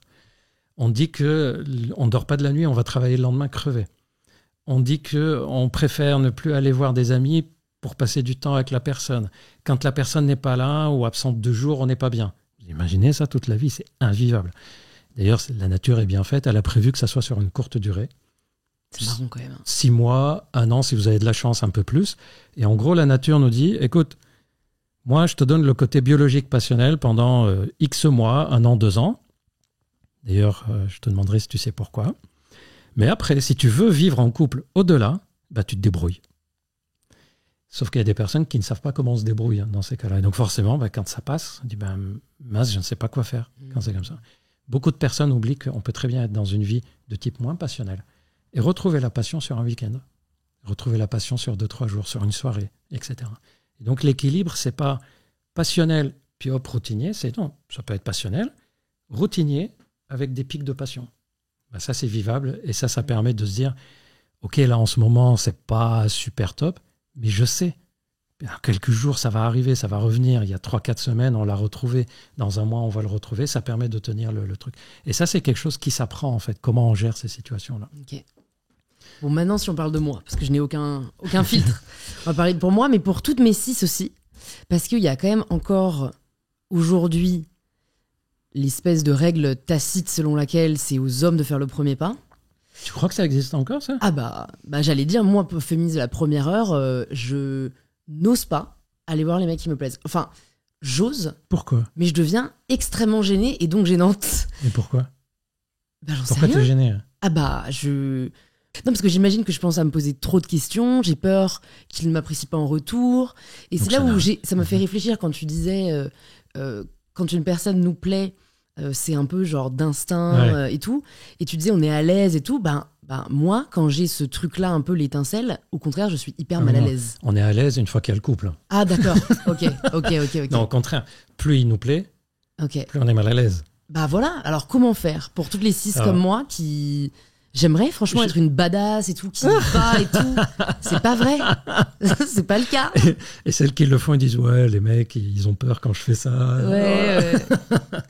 Alors en fait, non, là, ce que tu décris, honnêtement, quand je t'écoute, je me dis mais ça n'a pas à voir grand-chose avec l'histoire du féminisme ou quoi. Tu l'as dit toi-même, c'est j'ai peur que je lui plaise pas. Mm. Mais c'est exactement la même peur chez le mec qui drague. Hein. En fait, c'est juste un phénomène normal de drague. Ouais. Et je pense pas. Alors, je pense qu'il y a des personnes qui ne le font pas par peur d'être jugées. Ça, je suis sûr. D'ailleurs, c'est pas à toi que je vais l'apprendre, mais un mec, par exemple, qui a une vie sexuelle ou relationnelle qui est hyper active, débridée, etc., c'est plutôt un don Juan. Une fille qui a une vie sexuelle comme ça, c'est... voilà. Bip. Voilà, c'est bip. Donc, rien que ça, on peut comprendre que des personnes se freinent. Mais je trouve que c'est de plus en plus rééquilibré, même si ça reste un peu que pour l'infidélité. Ça se rééquilibre, mais il y a encore un gap entre les deux. Et en fait, tu es juste en train de découvrir les difficultés de ce que ça représente d'aller voir quelqu'un qui nous plaît et d'être un peu les mains moites, le son qui sort pas, et puis de lui parler 2 minutes, de repartir. J'ai dit, putain, mais pourquoi j'ai parlé de mon chien, moi? Putain, qu'est-ce qui m'a pris? Ah voilà, le côté un peu émotionnel a pris le dessus. Et c'est juste une question de gestion d'émotions, des choses comme ça. D'ailleurs, je trouve, tu vois, tout à l'heure, on disait pourquoi les jeunes font moins l'amour. Moi, j'ai des patients jeunes qui consultent pour des problèmes d'érection quasi systématiquement à chaque nouvelle rencontre. Et d'ailleurs, sur charles.co, il y a plein de patients comme ça. Et ce qui est drôle, c'est quand tu leur demandes quelles sont les situations où ça arrive le plus. Plus la fille leur plaît ou le mec leur plaît, plus il y a la panne. Et plus limite ils s'en foutent, ils se mettent pas à une pression, et plus ça fonctionne. Mais c'est exactement la même chose pour savoir draguer. Plus le mec il va te plaire, et plus tu vas parler des conneries, tu vas dire oh là là, comment j'étais naze, gauche et tout. Et plus la personne, voilà, c'est pas non plus t'intéresse à un point énorme, et plus tu vas te sentir à l'aise à engager la conversation. Mais tu vois, je suis pas sûr que c'est un lien direct avec le côté social féministe, c'est juste la gestion de l'émotion de ce moment-là, quoi. Oui, bah, en fait, je pense que c'est une construction sociale que j'ai pas encore totalement réussi Dompté. à déconstruire, quoi. Ouais, mais... Et puis c'est pas ça, c'est-à-dire même s'il n'y avait pas cette construction, honnêtement, c'est pas donné à tout le monde d'avoir un aplomb, d'aller proposer.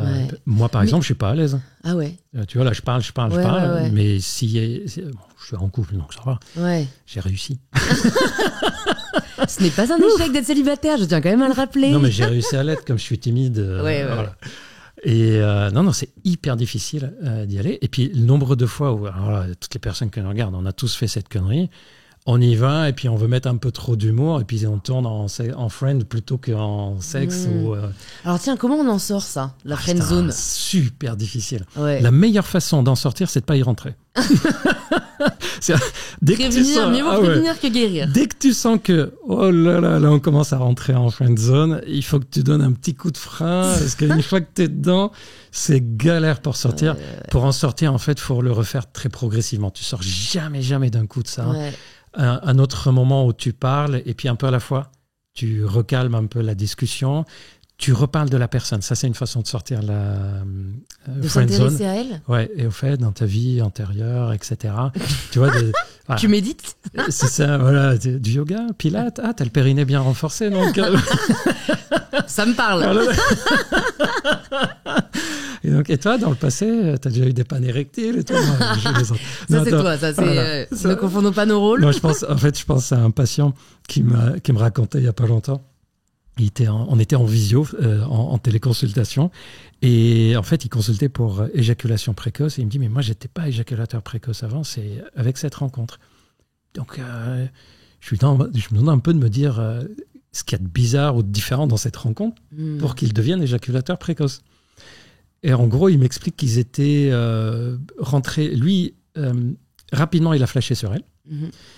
Elle était rentrée avec lui en zone d'amicalité tranquille. Et en fait, voilà, il a ramé pour en sortir. Sauf que pendant cette période de friendzone, elle lui a raconté qu'elle a été avec un mec, qu'elle a que ça lui a pas plu parce que le mec il a pas bandé, qu'elle a été avec un autre mec, elle est restée avec lui une dizaine de fois, puis elle a fini par arrêter parce qu'il était éjaculateur précoce.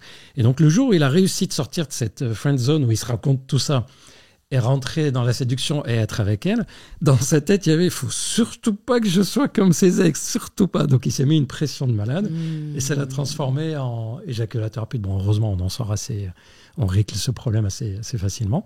Mais oui, la friend zone, ça peut foutre en l'air un truc dans la relation. On en sort tranquille. Prenez votre temps. Et des fois, on n'en sort pas. C'est tout, faut savoir. C'est la vie. Voilà. Hein, ouais. Et de ce que tu as observé des couples qui tiennent longtemps, est-ce qu'il y a des dénominateurs communs? Ou même toi, tu te dis, putain, en fait, vraiment, il faut mettre ça et ça en place pour que ça dure. J'ai même, tu vois, il y a des couples que je vois en consultation. Moi, ça fait plus de 25 ans que j'ai commencé, 24 ans que j'ai commencé à consulter. Et donc, il y a des couples que je suis depuis 20 ans. Et que je vois, ils ont actuellement dans les 70, 75 ans en plus. Et il y en a quelques-uns, quand je les vois en consultation, limite, j'ai pas envie qu'ils partent. Tellement ils transpirent le bonheur à deux. Et très peu d'ombre sur leur relation. Et effectivement, j'ai beaucoup réfléchi, mais quel est leur point commun à ces gens-là? Et j'en ai retrouvé 3-4. Là, ce que je dis, c'est purement sur mon expérience, pas les études. Premier point commun, c'est le fait que tous les deux soient des personnes bienveillantes. Qu'il n'y en a pas un qui a plaisir à être méchant ou qui a des méchancetés qui lui échappent régulièrement, etc. C'est des personnes qui, fondamentalement, n'ont pas de méchanceté en elles. Deuxièmement, c'est des personnes qui s'aiment vraiment. Pas forcément amoureux. D'accord. Mais qui s'aiment. Parce qu'on peut être très amoureux, très amoureuse, et être dur, méchant avec l'autre. C'est vraiment des personnes qui s'aiment, qui veulent du bien à l'autre personne. Et donc ça, c'est la base. Ensuite, on rajoute à ça le fait que c'est des personnes qui ont une telle capacité à gérer le conflit qu'ils ont l'impression qu'ils n'en ont pas. Par exemple, mésentente. Non, mais tu avais dit que tu vas faire ça, tu ne l'as pas fait, ça fait 10 fois que je te le demande, etc. Déjà, dans ces couples-là, il n'y a pas je demande 10 fois avant qu'il le fasse. Il va faire l'effort de le faire rapidement. Et puis surtout, quand ils sentent qu'il y a une tension qui est en train de monter, ils ont une sorte d'aptitude naturelle à dire, bon, écoute, on n'est pas bien, on en parle tout à l'heure, ou quelque chose de ce genre. Et quand ils se reparlent, là, c'est le dernier point. C'est-à-dire, c'est des personnes qui ont une sorte de capacité à repérer tout de suite que là, on rentre en conflit, c'est peut-être pas trop la peine d'envenimer les choses et ils ont la capacité de baisser. Et le dernier détail, c'est des gens qui savent s'excuser. Pour de vrai, sincèrement. C'est-à-dire qu'ils ne disent pas « je suis désolé si je t'ai blessé, mais… » Toi, tu m'as dit ça, c'est ce que je t'ai dit tout à l'heure, c'était dur, je suis désolé. Et c'est tout. Plus tard, on parle du « mais ». Donc, c'est des personnes qui ont, je trouve, une sorte d'aptitude naturelle ou développée à être dans la bienveillance avec l'autre, à reconnaître des torts, et c'est des personnes qui ont un objectif en tête. Alors celle-là, ce que je vais vous dire là, vous la retenez, c'est une des bases pour les couples qui tiennent longtemps. Quand il y a des problèmes, on ne cherche pas à régler les comptes, mais à régler les problèmes. On s'en fout qui a fait quoi. Là, on est en difficulté, qu'est-ce qu'on fait? Et je veux dire, tout à l'heure, tu as parlé de toi, je vais me permettre de parler de moi.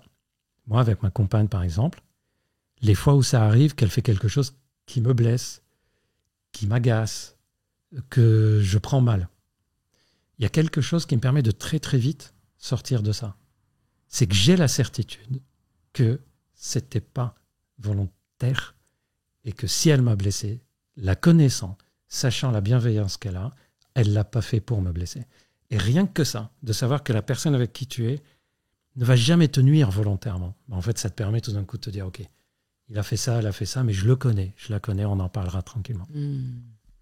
C'est marrant parce que du coup, dans les facteurs de pérennité de couple, t'as pas mentionné la vie sexuelle.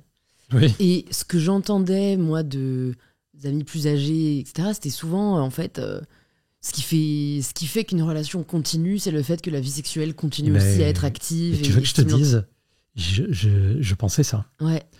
D'ailleurs, il y a la fameuse expression « on règle les problèmes sur l'oreiller ». Ben, j'y crois pas. En fait, je pense que parce que le problème est réglé qu'on va sur l'oreiller. Il est réglé dans le sens où on veut en sortir. j'ai du mal à imaginer deux personnes qui s'en veulent sur un point, dire tiens, on va faire l'amour, ça va passer. Non, mais plus... en tout cas, moi, ce qui me questionne, c'est qu'est-ce qui fait que certains couples arrivent à se renouveler sexuellement ou arrivent à continuer à avoir une vie sexuelle stimulante et d'autres tombent dans le piège de la routine, mais parce qu'en fait, c'est vrai que c'est quelque chose qui arrive vite sans en général, que ce soit volontaire. Ouais, tu t'en rends même pas compte que t'es dedans. Il y a plusieurs paramètres. Le premier, c'est que dès le début, il y avait une bonne alchimie. D'ailleurs, ça, on ne peut pas l'inventer. Il y a des personnes avec qui tu as des relations et tu dis, c'est marrant, le toucher de cette personne, je n'apprécie pas. Pourtant, il n'y a rien de trop différent, mais le toucher, j'apprécie pas. Parfois, c'est la texture de la peau. Parfois, c'est les bruits, les odeurs. Et tu vois, on en rigole. Mais moi, j'en connais plein des personnes que j'ai eues en consultation qui me disent, tu sais, qui sont en période de célibat, qui ont des rencontres. Et à chaque fois, je me demande, et alors, la dernière personne que tu as rencontrée, ça a été, non, mais sa façon de m'embrasser quand on fait l'amour, voilà, j'ai un truc qui m'a bloqué. Les bruits qu'il fait quand il jouit.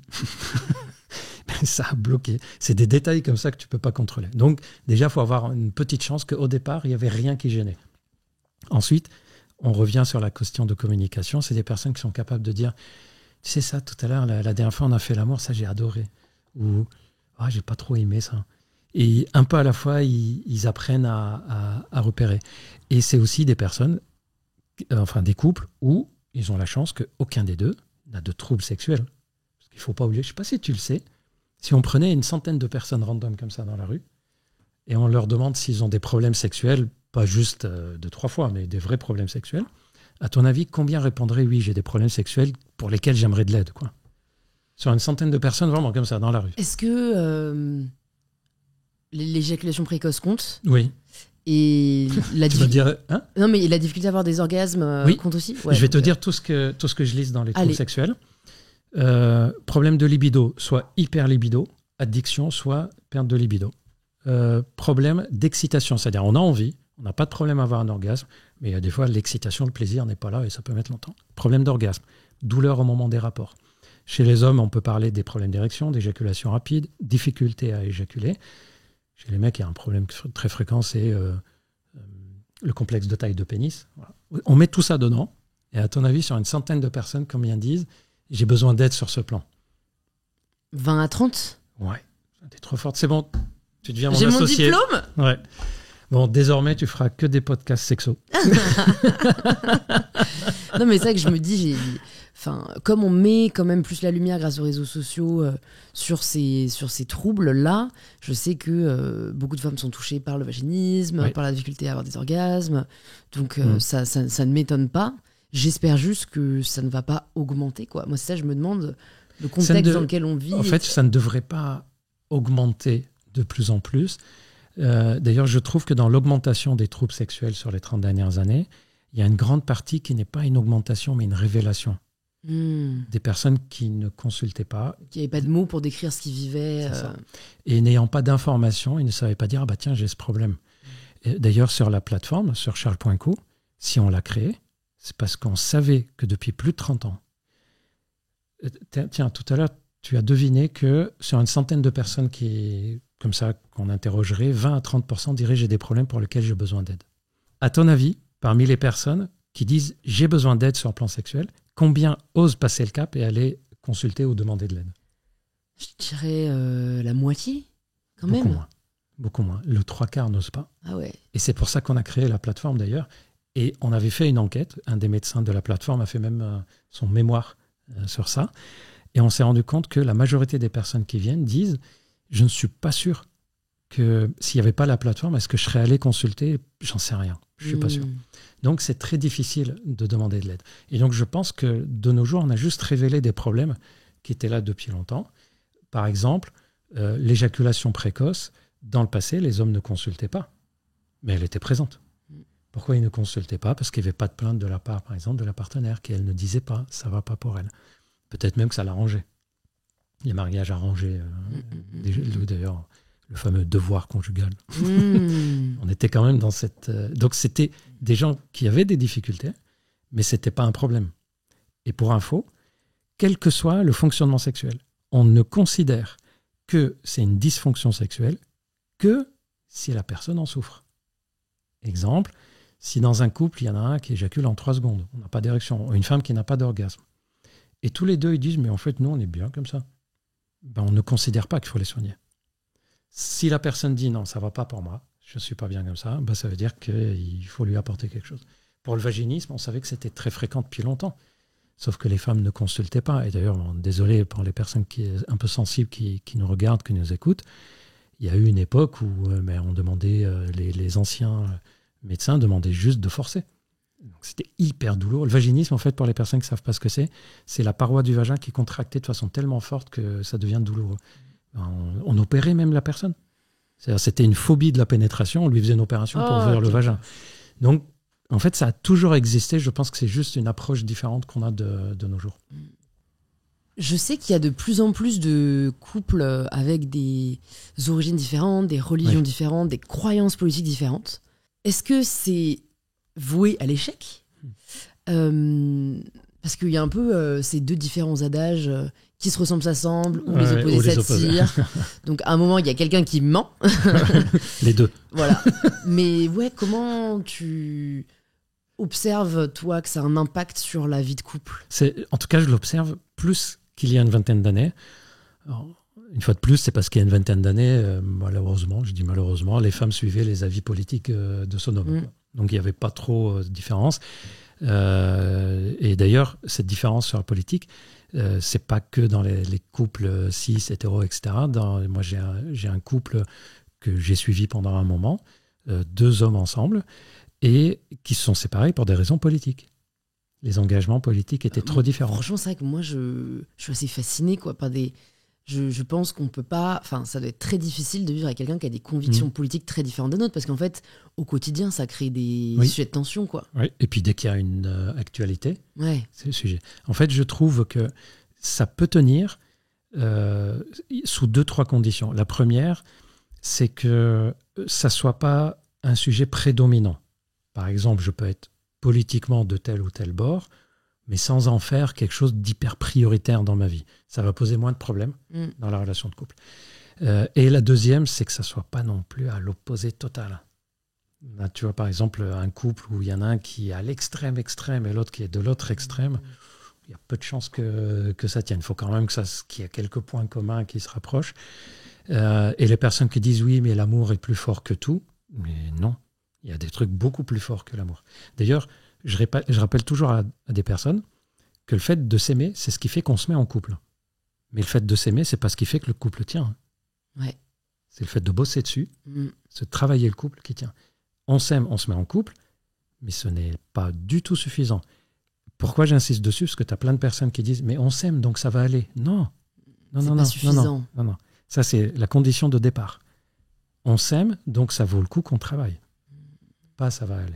Là, maintenant, on réfléchit au reste. Il y a plein de gens qui sont séparés alors qu'ils s'aimaient. Je suis sûr que tu en connais. Ouais, et qui s'aiment encore, mais qui sont séparés pour d'autres raisons. Pas les mêmes objectifs de vie, pas les mêmes valeurs sur certaines choses, etc. Et pour terminer avec Marie au premier regard, je me demandais aussi quand même, alors moi j'ai jamais, je pense ne jamais avoir regardé, mais il y a des personnes dans cette pièce que je ne citerai pas qui ont regardé, qui m'ont raconté. Mais c'est vrai que ça me paraît dingue. C'est flippant, le principe. Enfin, en fait, je me demande même comment l'idée est venue, quoi. Parce que je trouve ça chouette d'essayer de mettre des gens ensemble dans l'absolu. Mais pourquoi les faire se marier alors qu'ils se sont jamais vus et qu'ils se voient pour la première fois et qu'apparemment ils ont 5 minutes pour se décider, genre, est-ce qu'on se marie ou pas ? Mais tu dis oui ou tu dis non ? En fait, c'est ça. C'est au moins limite s'ils avaient genre une semaine ensemble où ils peuvent vivre la vie commune. Non, tu nous changes le principe de l'émission. Ouais, c'est ça. Non, mais tu vois, je vois le côté un peu sensationnaliste. Ouais. Mais est-ce que, est-ce que toi, tu crois vraiment que des personnes peuvent s'aimer quand c'est à ce point-là fabriqué ? Oui, alors, plusieurs réponses. Premièrement, il ne faut pas oublier que ce qui se passe pour les participants, c'est H24 pour eux. À l'écran, on ne voit que certaines parties. Donc, il y a plein de trucs qui sont en off, un travail de fond qui est fait. Donc ça, c'est important de le rappeler. Ensuite, première réflexion, pourquoi marier ? Parce qu'on m'a posé la question, on m'a dit, mais est-ce que pour toi, le mariage, c'est la règle, quoi ? Et que tu ne peux pas être en couple que le mariage ? Pas du tout. Je fais partie des personnes qui disent, attention, il ne faut pas que le couple soit rigide, il faut l'adapter à chaque personnalité. Cette notion de mariage, c'est simplement pour dire aux personnes, l'autre en face qui vient est tellement dans une démarche sérieuse, n'est pas là pour jouer, pour rigoler, qu'il est prêt ou elle est prête à se marier. Donc c'est une façon de symboliser l'engagement. Tu peux Mais pas c'est faire... presque un mauvais indicateur, parce qu'en fait, pour moi, c'est juste symbole du désespoir, cette histoire. Ah bah attends, la suite, et tu vas voir. Ok. C'est pas le désespoir, c'est, on va dire, les casseroles psychologiques. On va les appeler comme ça.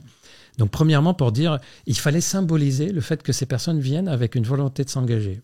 Un des trucs qui symbolise, c'est le fait de dire, ok, je suis prêt à me marier. Aïe. Voilà.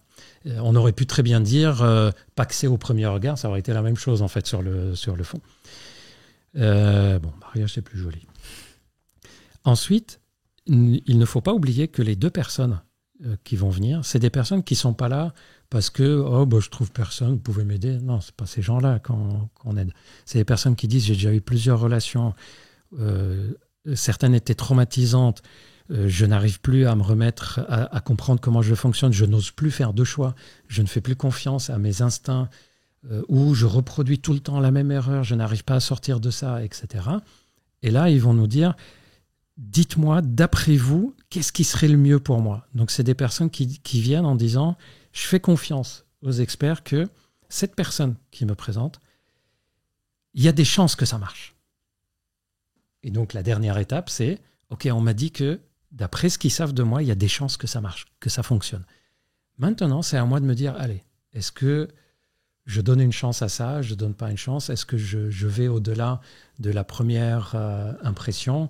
Est-ce que je vais craquer d'emblée? D'ailleurs, les personnes où il y a eu des problèmes, c'est ceux qui venaient et qui espéraient l'effet waouh. Et on leur dit non, on n'est pas là pour que tu vois la personne, tu dis waouh. Non, c'est pas ça.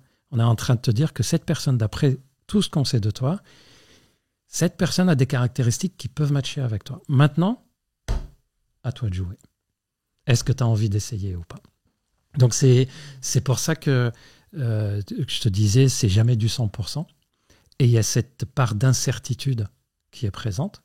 C'est un peu comme si... allez, je le dis. C'est un peu comme si tu cherches du boulot et à chaque fois, tu tombes sur des boulots qui ne te plaisent pas et puis tu dis, mais j'ai besoin d'aide. Je ne trouve pas, il n'y a rien qui... Ça ne marche jamais, soit c'est moi qui ne suis pas bien, soit c'est eux qui me virent, soit il y a un truc, ce n'est pas possible. 10 fois comme ça, ce n'est pas normal. Et là, il y a un coach qui va te dire, écoute, j'avais étudié comment tu fonctionnes, tac, tac, tac. Ok, je pense que pour toi, ce travail-là serait le mieux, d'après ce que je sais pour toi. Mais une fois que tu y es, c'est à toi aussi de voir. Faire tes preuves, voilà, guillemets, ouais. et de voir est-ce que vraiment ça te plaît, est-ce que tu dépasses certaines... Par exemple, beaucoup de personnes imaginent qu'on dit aux participants qu'avec lui, avec elle, vous n'aurez pas de problème. C'est faux. On leur dit avec lui ou avec elle. S'il y a un problème, normalement, vous serez capable de le dépasser. C'est pas normal de pas avoir de problème. D'ailleurs, je ne sais pas si tu connais l'expression, montrez-moi un couple qui n'a aucun problème pour que je le soigne. Ça doit être un truc de médecin, je l'avais jamais entendu, mais j'approuve. Ouais. Et parmi tout ce que tu as vu ces dernières années, tout ce que tu as pu étudier, à quoi est-ce que tu as envie de t'intéresser dans les années à venir? Ah ouais, il y a un truc, j'aimerais résoudre cette affaire avant de mourir. Et si c'est pas moi, que la personne qui prendrait ma relève, qui reprendrait le flambeau des médias, des recherches, etc., le fasse. Attention, c'est pas philosophique. J'aimerais comprendre pourquoi, chez la femme, dans le corps féminin, c'est éparpillé et dans le corps masculin, c'est ramassé. Quelle est l'évolution qui a décidé de ça? J'explique de quoi je parle. Dans le corps masculin, on urine par le pénis. On pénètre par le pénis. On éjacule par le pénis. 3 en 1. C'est concret. Chez la femme, tu as le canal du vagin, tu as l'utérus qui est derrière, tu as la vessie, le rède qui est au-dessus, et tu as ce fameux clitoris qui est là, on ne sait pas pourquoi. Pourquoi le corps féminin a un clitoris? Un organe qui ne sert qu'à jouir. Pourquoi le corps masculin n'a pas d'organe qui sert uniquement à jouir? Il y a forcément dans l'anthropologie, dans l'évolution, quelque chose. Mon hypothèse, c'est que le corps féminin a de l'avance sur le corps masculin. C'est une hypothèse que j'ai en tête en me disant, mais il y a quelque chose de beaucoup plus élaboré quand même sur le plan féminin. Et quand on dit que l'orgasme féminin est complexe, en fait, je pense qu'on dit qu'il est complexe juste parce qu'on l'a étudié avec le prisme masculin. Et le jour où on va commencer à s'intéresser, à comprendre, mais pourquoi il y a ça, Toi, ça t'a jamais intrigué, mais comment ça se fait que j'ai un organe qui sert que à jouir, mais pas le corps masculin? J'ai un peu une piste de réponse dans le sens où j'ai pas mal étudié l'anthropologie féminine et comment même les différences, par exemple, de force physique, c'est quelque chose qui m'intéressait beaucoup, s'expliquait, était-elle naturelle ou était-elle construite? Oui. Et en l'occurrence, il y a des chercheurs qui ont prouvé que avant même qu'il y ait l'Homo sapiens, en fait, il n'y avait que des chromosomes X. Mhm. Et que le chromosome Y est un dérivé du chromosome X et qui est même une déficience du chromosome X. On l'interprète comme une sorte de chromosome X qui a merdé, quoi. Voilà. Bon, c'est pas moi qui le dis, hein, c'est vraiment la théorie, quoi. Ouais. Et c'était intéressant parce que je mettrai dans les notes, il y a un chercheur qui défend même l'idée aujourd'hui que l'espèce masculine est en danger. Mais la raison, moi, mon interrogation, c'est pourquoi? Tu vois, c'est ça que j'aimerais savoir. Il y a un sens, il y a rarement pas de sens. Pourquoi les chromosomes X sont arrivés avant le chromosome Y? D'ailleurs, tu sais si c'était des chercheurs ou des chercheuses? Alors moi, le livre que j'ai lu, c'était par une chercheuse, mais la personne qui défend le fait que l'espèce masculine est en danger, c'est un homme. Oui. Et je pense pas je sais que c'est un anglais, mais je pense pas qu'il y ait un danger ou une bagarre ou une bataille comme ça. En tout cas, que l'espèce masculine s'éteindra avant l'espèce féminine. Enfin, de toute façon, je pense que la planète mourra avant, mais voilà, c'est ce que j'allais dire. Voilà. De toute façon, mais c'est intéressant d'étudier biologiquement pour le coup. Et vraiment se dire quel est le sens. Dans le corps humain, il n'y a jamais rien par hasard. Si on ne le sait pas, c'est qu'on n'a pas compris. Comment ça se fait qu'il y a un organe qui sert qu'au plaisir? Quel est le sens de ça? Quel est l'intérêt de ça? Autre question qui va avec. Comment ça se fait que chez l'être masculin, la reproduction et la jouissance sont quand même un peu collées? Puisqu'au moment de la jouissance, dans beaucoup de cas, pas systématiquement, mais dans la plupart des cas, il y a le sperme qui sort. Le sperme, c'est pour la reproduction. Alors que chez la femme, la reproduction et la jouissance sont deux choses séparées. On peut jouir. La jouissance n'influence pas. Alors je sais que certaines personnes disent la contraction, etc. En tout cas, ça ne change pas grandement les chances de grossesse. Comme on peut très bien se reproduire sans jamais avoir le moindre orgasme. J'aimerais bien un jour résoudre ce mystère et de comprendre, parce que je suis sûr que derrière, il y a quelque chose de plus profond. Je suis sûr que, par exemple, les sociétés qui sont, parce qu'on parle beaucoup des sociétés polygames, monogames, on ne parle jamais des sociétés polyandres, où c'est la femme qui a plusieurs partenaires. Et il y a encore quelques sociétés culturelles comme ça. Et je me dis, mais est-ce qu'il y a un lien entre ça, entre le fait quelque chose, bref. En tout cas, c'est un mystère que j'aimerais résoudre. Et s'il y a un truc que j'aimerais beaucoup, beaucoup, beaucoup transmettre, si un jour on me dit, Gilbert, après ta mort, voilà ce qui est resté de toi, je dirais, voilà, j'ai réussi. C'est que quand on parle de la sexualité, quand on parle de quelqu'un, quand on parle de personnalité, quand on parle d'analyse psychologique, qu'il n'y ait plus jamais le moindre jugement dessus, que ça soit juste de l'analyse. Ne jamais utiliser c'est bien, c'est pas bien, etc. Dire ça me convient pas. Si un jour j'arrive à ce que tout le monde fonctionne comme ça, moi je peux mourir tranquille. C'est une parfaite transition pour une question que je voulais te poser. Si demain, en effet, ton travail disparaît, on perd tes vidéos YouTube, tu vois, il n'y a plus de... Comment ça, on perd les vidéos YouTube? Il y a plus de... C'est moi qui choisis, c'est un scénario. C'est une nouvelle civilisation, ça y est, on est dans ton fictif, film. Voilà. Okay.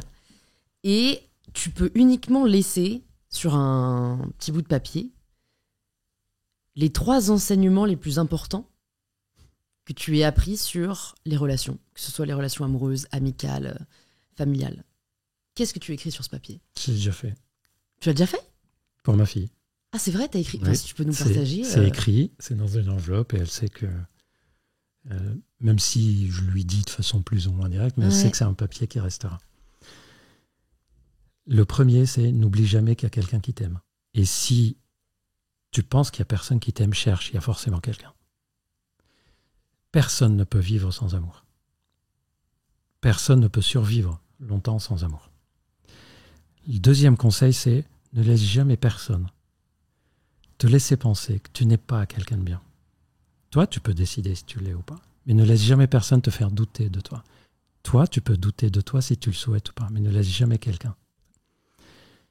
La troisième, c'est sois bienveillante ou bienveillant, pas par faiblesse, mais par force. ce que j'appelle par force, c'est parce que je suis suffisamment fort que c'est pas grave ce que tu m'as fait. Pas je suis faible, donc j'accepte. Non, j'ai décidé d'accepter ce que tu m'as fait. Je ne le souhaite pas, donc j'arrête la relation, par exemple. Mais voilà, j'ai pas de problème avec ça. C'est-à-dire de faire de la bienveillance une force et qu'on se débarrasse à tout jamais de cette expression dont j'en peux plus. Trop gentil. Ça n'existe pas trop gentil. D'ailleurs, j'aimerais bien que tout le monde soit trop gentil. Au contraire. Le monde se porterait mieux, Voilà. en effet. On peut être très gentil et affirmé. Je peux très bien te dire, ça ne m'intéresse pas. Tu insistes, non, ça ne m'intéresse pas. Et être quelqu'un de très gentil. Donc, faire de la bienveillance une force, pas une faiblesse. Écoute, c'est très beau. J'ai envie de finir là-dessus. Parce qu'en plus, je commence à remettre en question ma dernière question. Qui était, ça signifie quoi pour toi, prendre le pouvoir de sa vie? Parce qu'en fait, je ne sais pas si c'est vraiment ça le but, finalement. Donc, je préfère terminer sur les enseignements que tu as à nous partager. Mais merci Gilbert, c'était grave Merci intéressant. Franchement, j'ai passé un très bon moment, Moi, j'ai j'ai kiffé. appris beaucoup. Donc Moi, merci j'ai pour beaucoup ça. apprécié tes questions qui m'ont obligé à aller chercher dans mes réflexions. Je te le dis sincèrement, c'est assez rare que des questions m'obligent à réfléchir autant. Et ça m'a plu.